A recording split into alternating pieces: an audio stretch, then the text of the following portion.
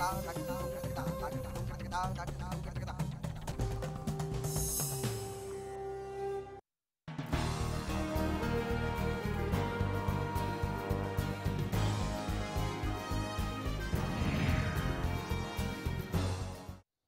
आप देख रहे हैं बड़ी खबर। आपके साथ मैं हूं भुवन शर्मा। मेवात एक ऐसा जिला जिसकी 60% आबादी अरसे से पानी के लिए तरस रही है। वो जिला जो दक्षिण हरियाणा का अहम हिस्सा माना जाता है। वो जिला जहां पानी पर पॉलिटिक्स से नेताओं ने कई बार सत्ता हासिल की, आज वही मेवात महासंकट में है। सूख गए हैं तालाब, सूख रही है जिंदगी। आखिर मेवात का अब क्या होगा?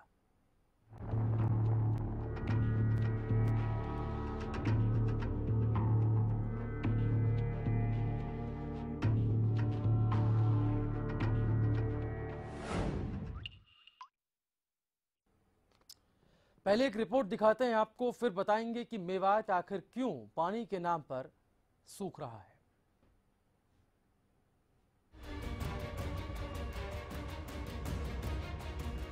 सूखा घोषित करने पर साख मैली न हो जाए, इसलिए सरकार ने अदालत में हेर फेर तो लगा दी। आंकड़ों की बाजीगरी से सूखे पर पर्दा और अदालत की आंखों में धूल झोंकने की बढ़िया कोशिश भी हुई। बावजूद इसके वो सच्चाई न मिट सकी।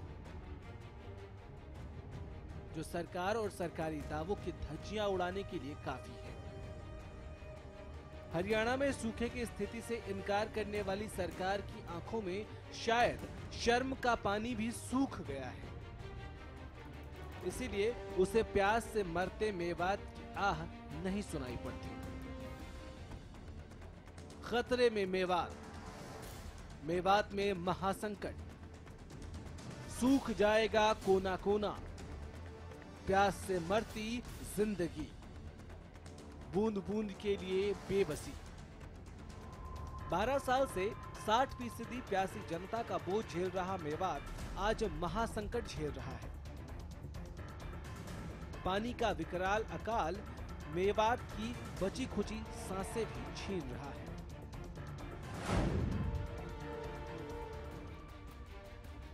महासंकट में मेवात, मेवात में सूखे 400 तालाब,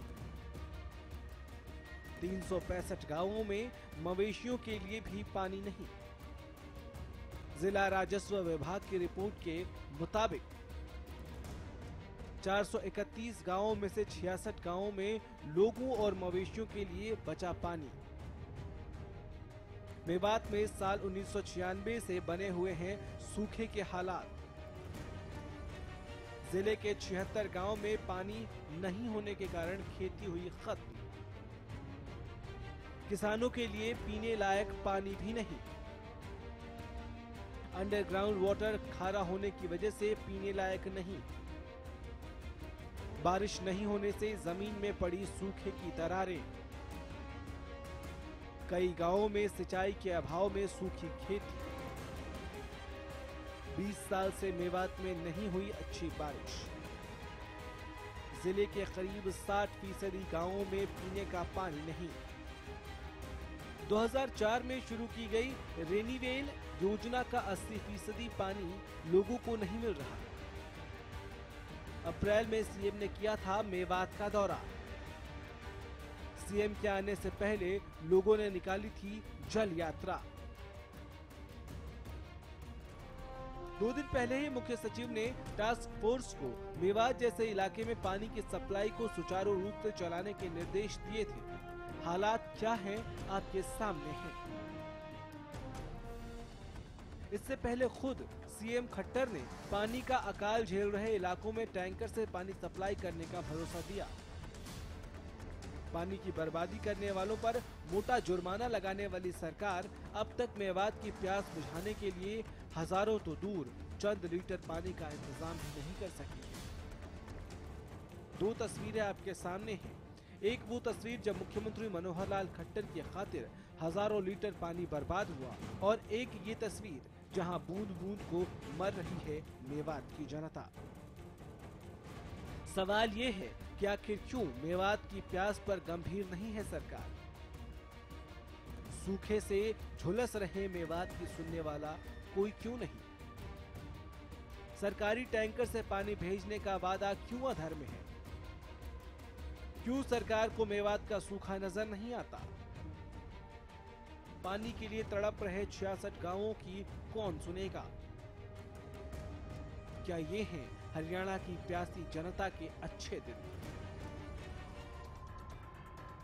इन सवालों के बीच सरकार का वो खोखला वादा भी याद आता है जब खुद कृषि मंत्री कहते हैं कि हालात बेहतर हैं, लेकिन बेहतर हालातों की बदतर तस्वीर देखकर क्यों आंखें मूंद लेते हैं नेता?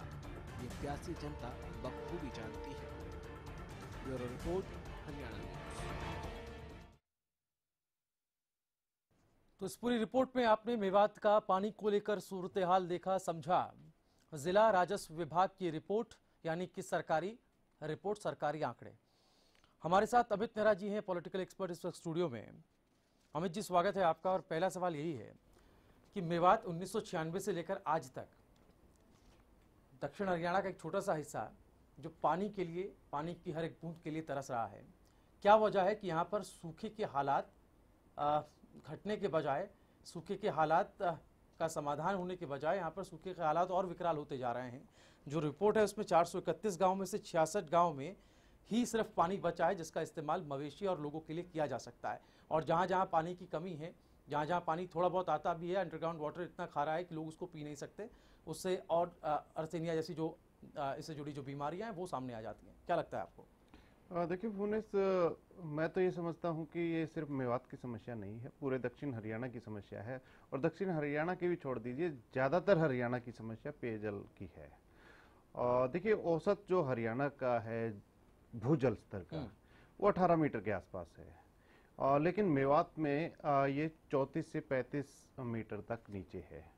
और सबसे बड़ी बात यह है कि अगर वहाँ पे पानी है भी तो उसकी गुणवत्ता भी अच्छी नहीं है, खारा है, पीने योग्य नहीं है।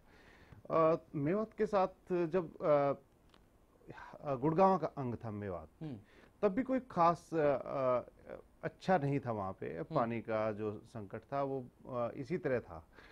हाँ, ओम प्रकाश चौटाला की सरकार आई थी जो 1999 से 2005 तक रही थी। उसमें एक रेनीवेल परियोजना शुरू की गई थी और उसका उद्देश्य ये था कि जो यमुना का जो पानी है, यमुना से डायरेक्ट पानी नहीं आना था, वो यमुना के साथ साथ वहाँ पे ट्यूबवेल लगाए जाने थे और उनका पानी मेवात में आना था। हाँ। हालांकि कांग्रेस सरकार में वो योजना चली तो, लेकिन उसके परिणाम आज तक कोई देखने को मिले नहीं है। उसका विभाग की रिपोर्ट में भी जिक्र है कि जो 2004 में रिन्यूअल योजना थी, 80% पानी भी जो है मेवात को नहीं मिला। देखिए, ओम प्रकाश चौटाला की ये एक बड़ी महत्वाकांक्षी योजना थी और उन्होंने बाकायदा खुद मॉनिटरिंग की थी। उन्होंने कई बार दौरे किए थे मेवात में। उसके बाद मुझे नहीं लगता कि किसी भी सरकार ने मेवात को इतना महत्व दिया हो, खासकर पानी के मामले में। नेहरा साहब, एक मसला जो है वो समाधान को लेकर, क्योंकि मैंने इसलिए सवाल पूछा था, रिन्यूअल योजना का जिक्र आपने किया, आपने कहा कि एक महत्वाकांक्षी योजना थी जो ड्राउट वाले एरिया हैं जहां पर सूखे के हालात हो जाते हैं, वहां पर कैसे इसका समाधान हो। आपको क्या लगता है स्थायी समाधान की दिशा में कोई सरकार काम कर पाए? चूंकि इस सरकार में भी खुद मुखिया साहब ने कुछ दिन पहले जो है वो जिक्र किया था कि यमुना का जलस्तर कम हो रहा है, लिहाजा पानी की कमी होगी और इसलिए हम 2000 टैंकर्स का जो है बंदोबस्त कर रहे हैं, लेकिन वो ज़मीन पर इम्प्लीमेंट होता नज़र नहीं आया। वो जो पानी की जो पूर्ति है और जलापूर्ति जो है वो लोगों को टैंकर के माध्यम से नहीं मिली। उस पर उन्होंने कहा कि जो मिसयूज़ भी करेगा उसको हम दंड देंगे आईपीसी के सेक्शन के तहत। ये सब बातें तो की जाती रही, लेकिन स्थायी समाधान की दिशा में क्या दक्षिण हरियाणा को पानी मिलेगा कभी? चूँकि आपने कहा सिर्फ मेवात नहीं, पूरे दक्षिण हरियाणा की जो बेल्ट है उसमें एक बहुत बड़ी समस्या आएगी। भुवनेश, मुझे लगता है ये सिर्फ पॉलिटिकल समस्या नहीं है, ये सोशियो पॉलिटिकल समस्या है। मैं तो ये कहूँगा सामाजिक समस्या भी है।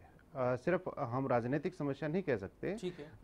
सामाजिक इसलिए है कि हमें पूरे प्रदेश को ही नहीं, पूरे देश को पानी के महत्व को समझना होगा, एक एक बूंद का महत्व समझना होगा कि वो जीवनदायिनी है।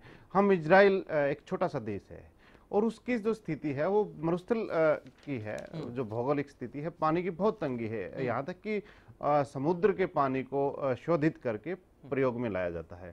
तो उनसे सीखना होगा। वो क्या है कि वहाँ पे संस्कार दिए जाते हैं स्कूली स्तर से। ठीक है, आपकी वो बात ठीक है, मैं समझ गया। उसके बाद क्या, हाँ, उसके बाद लोगों की अपनी रिस्पॉन्सिबिलिटीज हैं, वो पानी की महत्व को समझें, वो एक बहुत महत्वपूर्ण मसला है, पॉलिटिकल मसला है। लेकिन यहाँ पर मसला ये भी कि जब पानी ना लोगों के पास पहुंचे, 66 गाँवों में पानी ना आए, लोगों को पानी इस्तेमाल करने के लिए नहीं मिल रहा है, रोजमर्रा की जरूरतें जो हैं वो पानी के बिना पूरी नहीं हो पा रही हैं।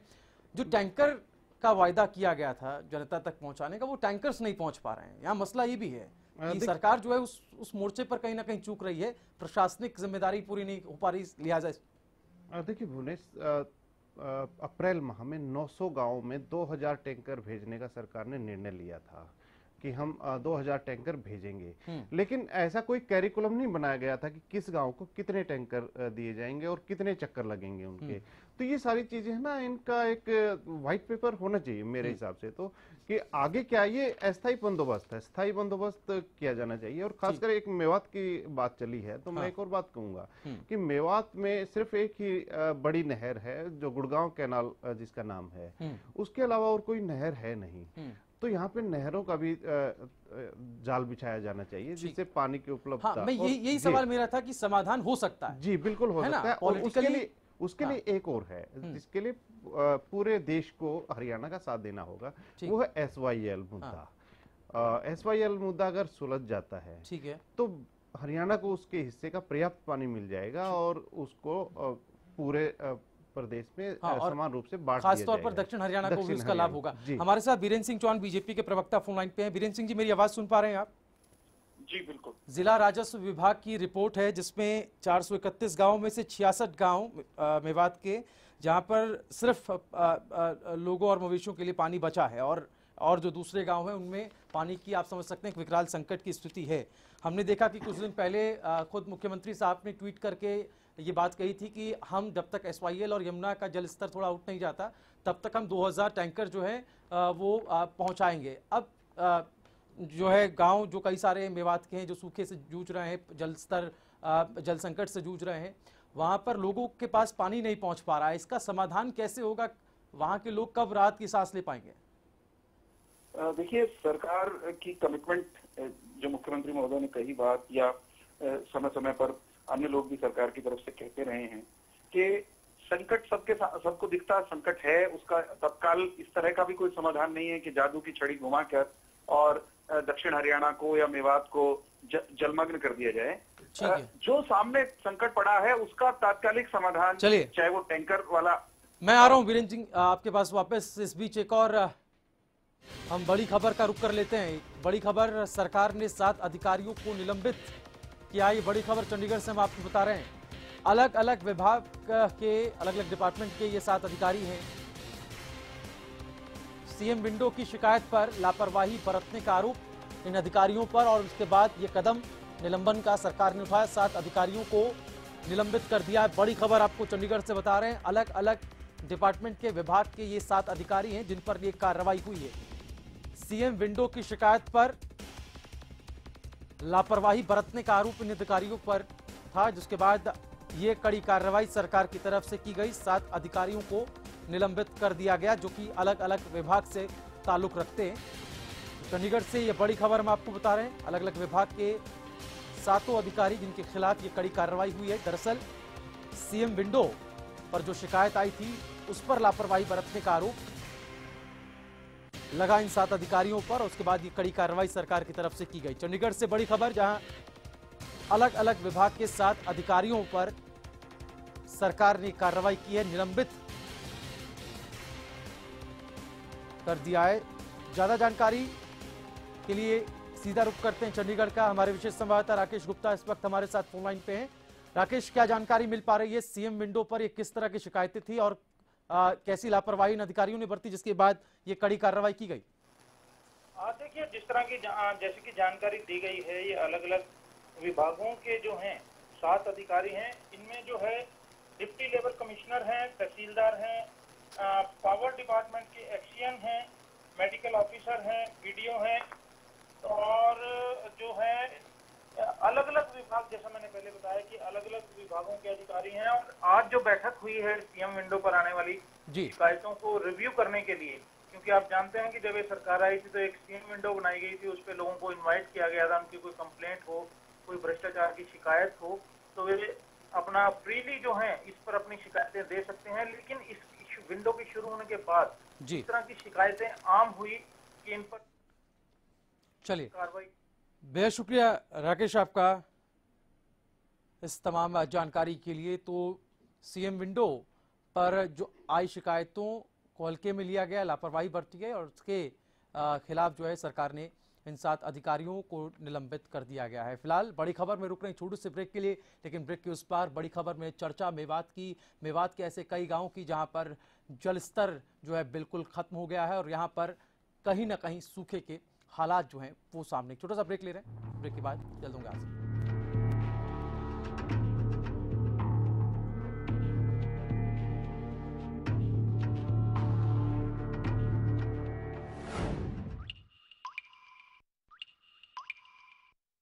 श्री गोविंद घर जैसा घी हो खाना, श्री गोविंद ही ले आना। श्री गोविंद बल बुद्धि का है भंडार, रिष्ट पुष्ट होगा परिवार। श्री गोविंद। श्री गोविंद एगमार्क शुद्ध देसी घी। खेतों में खुशहाली लाए, बोपारा है बोपारा है। घर घर पानी पहुँचाए, बोपारा है बोपारा है। सालों साल चलता ही जाए, बोपारा है बोपारा। कम वोल्टेज में भी मोटर स्टार्ट करे बे आवाज, सालों साल चलने वाला बोपाराय मोटर स्टार्टर। बालों की समस्या से क्यों हो परेशान? बच्चा खाए या जवान, सबका इलाज होगा एक समान। सिर दर्द और कब्ज होंगे 3 दिन में छूमंतर। न जादू न टोना, है केवल आयुर्वेदिक तंत्र। नाड़ी वैद्य हूं मैं, आयुर्वेद का कमाल देखना। ला इलाज हो कोई भी बीमारी, जड़ से होगा उसका इलाज देखना। कमजोरों के लिए बना दिया है ऐसा रसायन, खाकर उसको जीवन का आनंद देखना। देखिए कायाकल्प। सांगवान्स डिफेंस एकेडमी, एयरफोर्स और नेवी में भर्ती होने का सुनहरा मौका। अपना कैरियर नेवी, एयरफोर्स और आर्मी में देख रहे हैं। केवल नेवी, एयरफोर्स, आर्मी पर ही फोकस रखा जाता है। डिसिप्लिन को फर्स्ट प्रायोरिटी दी जाती है, जिससे इसकी अलग पहचान है। कोच द्वारा फिजिकल की तैयारी, यहाँ हॉस्टल और मेस की सुविधा भी उपलब्ध है। ज्यादा जानकारी के लिए आप हमें संपर्क कर सकते हैं।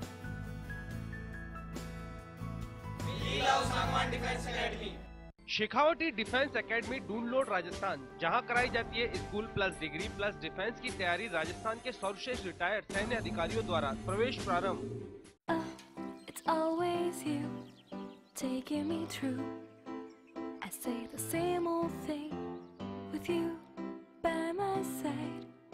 ये क्या हो रहा है? अगर कपड़े मैंने ही गंदे किए तो मैं ही धोऊंगा ना। मेरी वजह से आपके सौफात क्यों खराब हो? वेल, मिस्टर खुद्दार, कपड़े तो साफ हो गए और आपकी सॉफ्ट हाथ अभी भी सॉफ्ट है। मैं भी ना यूं ही टेंशन लेता हूँ। लो, इसे भी आप साफ कर दो। कपड़े कलर्ड हो या व्हाइट, स्टेन्स की छुट्टी पक्की। कपड़े और हाथ वुश करे खुश। श्री गोविंद घर जैसा घी हो खाना, श्री गोविंद ही ले आना। श्री गोविंद बल बुद्धि का है भंडार, रिष्ट पुष्ट होगा परिवार। श्री गोविंद। श्री गोविंद एगमार्क शुद्ध देसी घी। सरकारी नौकरी मिलती नहीं या आप लेते नहीं। बेरोजगार रहने के 2 कारण हैं, या तो आप कोशिश नहीं कर रहे या आपकी दिशा गलत है। सरकारी नौकरी कैसे पाई जा सकती है? देखिए हमारा खास कार्यक्रम कैसे पाएं सरकारी नौकरी, हर रोज दोपहर 2:30 बजे।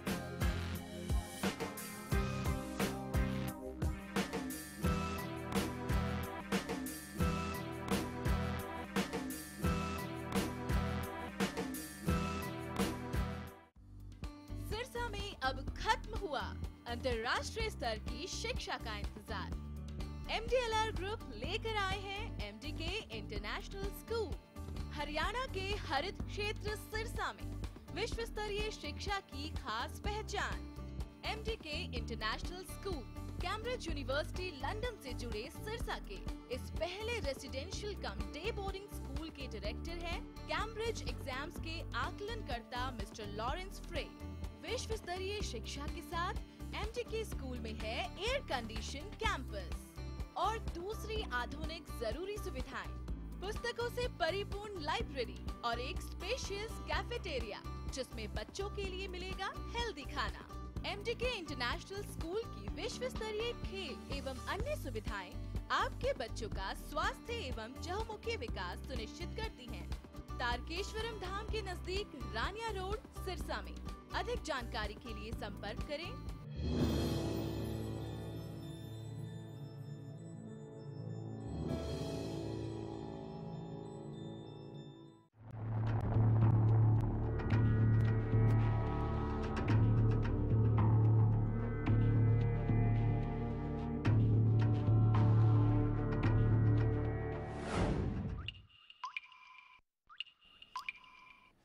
और ब्रेक के बाद बड़ी खबर में एक बार फिर से आपका स्वागत है। हम बात कर रहे हैं मेवात में जल संकट की। मेवात के कई गांव जो है इस वक्त पानी की कमी से जूझ रहे हैं और यहां पर लोगों की एक ही मांग है कि उनको जल्द से जल्द पानी जो है वो मुहैया कराया जाए। खुद जिला राजस्व विभाग की रिपोर्ट है जिसमें ये कहा गया कि 431 गाँव में से सिर्फ 66 गाँव में ही लोगों और मवेशियों के लिए पानी उपलब्ध है। हम इसी पर चर्चा कर रहे हैं। तकरीबन 1966 से मेवात में सूखे के हालात बने हुए हैं। चूंकि हमारे साथ अमित नेहरा जी हैं, पॉलिटिकल एक्सपर्ट और हरियाणा को गहरे से जानते हैं। उनका ये कहना है कि सिर्फ मेवात नहीं बल्कि हरियाणा की पूरी दक्षिण हरियाणा की पूरी बेल्ट जो है वो सूखे के हालात से हर साल सामना करती है। अब सवाल ये है कि स्थायी समाधान इस दिशा में क्या कोई सरकार नहीं कर पाई और कहाँ पर कमी रह जाती है? क्या राजनीतिक इच्छा शक्ति की कमी है या फिर कोई और कारण? अमित नेहरा जी, आपको क्या लगता है? आपने कहा कि चौटाला सरकार के दौरान प्रयास तो किए गए, रेनीवेल जैसी योजनाएं शुरू की गई और प्रयास जो है ये कहना गलत नहीं होगा कि हर सरकार अपने अपने स्तर पर ये कहती करते आई है, लेकिन इम्प्लीमेंटेशन कितना हो पाता है और वो लॉन्ग टर्म के लिए क्या रह पाता है समाधान, ये भी अपने आप में एक बड़ा सवाल है। क्योंकि ऐसी व्यवस्था तो अब तक नजर नहीं आई। अगर चौटाला सरकार में कोई व्यवस्था की गई तो उसके परिणाम अभी दिखने चाहिए थे, लेकिन वो नजर नहीं आते हैं। देखिए, फोन मैंने पहले ही स्पष्ट कर दिया कि ये सिर्फ पॉलिटिकल बात नहीं है। ये सारी समस्या पॉलिटिकल नहीं है, ये सामाजिक समस्या भी है। सरकार का लोगों को साथ देना पड़ेगा। हाँ, सरकार एक काम कर सकती है मेवात में, जो मुझे लगता है छोटे छोटे चेक डैम बनाने का काम लोगों की सहभागिता से।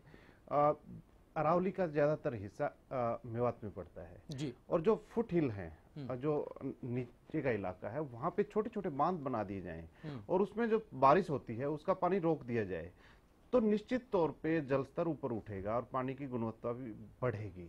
तो इस दिशा में मॉनिटरिंग होनी बहुत जरूरी है। मेवात के नाम पे NGOs ने अरबों खरबों रुपए खाए हैं, लेकिन उनका कोई रिजल्ट नहीं आया है। तो उनकी भी देखनी पड़ेगी, जितने भी NGO यहाँ पे काम कर रहे हैं या काम कर चुके हैं, कि उन्होंने किया क्या। तो ये कई चीजें ऐसी हैं। तो उसमें सबसे पहले ये होना चाहिए सरकार का कि छोटे छोटे बांध बनाए जाएं। कोटला झील है यहाँ पे मेवात में, तो उसको पुनर्जीवित करना चाहिए। काफी बड़े एरिया में है, कई सौ हेक्टेयर एकड़ का उसका क्षेत्रफल है। उसमें पानी भरेगा तो निश्चित तौर पे जल स्तर ऊपर आएगा, पानी की मात्रा बढ़ेगी और एक आध कोई बड़ी नहर भी यहाँ पे लानी जरूरी है। हालांकि जो नहर है हरियाणा में, और आज के दिन हर जगह हर चैनल पे हर अखबार में ये बात आती है कि टेल पे पानी नहीं है, यानी पानी पहले ही निकल जाता है उसका। हमारे साथ कांग्रेस के नेता captain Ajay Yadav ji phone line पे, पूर्व मंत्री। कैप्टन अजय यादव जी, मेवात का हम जिक्र कर रहे हैं। मेवात में कई गांव हैं, जिला राजस्व विभाग की रिपोर्ट है जिसमें कहा गया कि 431 गांव में से सिर्फ 66 गांव में ही पानी है और दूसरे गांव में पानी को लेकर हाहाकार है। आपको क्या लगता है क्यों इस तरह के हालात मेवात में हमेशा बन जाते हैं, दक्षिण हरियाणा में बन जाते हैं कि 1966 से लेकर 1996 से लेकर अब तक ये समस्या का समाधान नहीं हो पाया है? ऐसा है जी, ये कोई बात केवल मेवात की नहीं है, पूरे हरियाणा में हाहाकार है पानी का। और जहां 15 दिन के बाद पानी आता था, आज 24 दिन के बाद नंबर आता है पानी का। और जहाँ तक सवाल है मेवात का, आप जानते हैं जी कि दिल्ली के अंदर जितना भी जो मल मूत्र है, जी सीवरेज का पानी है, वो सारा यमुना में डाल रहे हैं। और उसके बारे में कई दफा ये मामला उठ भी चुका है। हाँ। इस मामले में दिल्ली सरकार अपने जो है, जो इनके जो प्लांट हैं, ये जो आपके जो ये प्लांट्स होते हैं जी, जिसके वजह जिससे आपका ये ट्रीटमेंट प्लांट है, सीवरेज ट्रीटमेंट ये अब तक जो है इनको सही ढंग से ठीक नहीं कर पाए हैं। हाँ। और जिसकी वजह से अगर आप देखेंगे पानी बिल्कुल काला पानी आता है। हाँ, चलिए, बेहद शुक्रिया यादव साहब आपका। तो ये भी एक पॉइंट है अमित नेहरा जी, आप इत्तेफाक रखते हैं? मेवात का कोई डायरेक्ट लिंक तो नहीं है। हाँ। हालांकि क्या है कि अगर कांग्रेस ये आरोप लगाती है, वो यमुना की बात कर रहे हैं। हाँ, तो यमुना एक्शन प्लान राजीव गांधी के समय से चल रही है। ठीक है। और उसके बाद भी कांग्रेस की कई सरकार आ चुकी हैं। आज तक कांग्रेस के इतना राज करने के बाद भी यमुना अगर ठीक नहीं हुई है, तो दूसरे दलों पे उंगली उठाना मुझे लगता है बेईमानी होगा। बेहद शुक्रिया नेहरा साहब, आपका वक्त की यहाँ पर कमी है, लिहाजा ये मसला ऐसा है कि इस पर और भी वक्त की गुंजाइश होती है, आगे भी हम इस मसले को उठाते रहेंगे। लेकिन जैसा कि आपने कहा कि ये पॉलिटिकल सोशो एक प्रॉब्लम है, सामाजिक और राजनीतिक ये समस्या है, जिसको मिलकर जो है कलेक्टिव एफर्ट्स के साथ इसका समाधान करना होगा। सरकार को भी गंभीरता कहीं ना कहीं दिखाने की ज़रूरत है। नमस्कार।